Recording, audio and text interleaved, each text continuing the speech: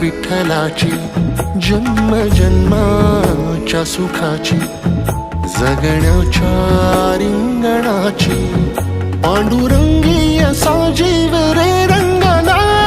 पाऊल बाळाचे धावते मातेसी तैसे विठू पासी जाणे आम्हा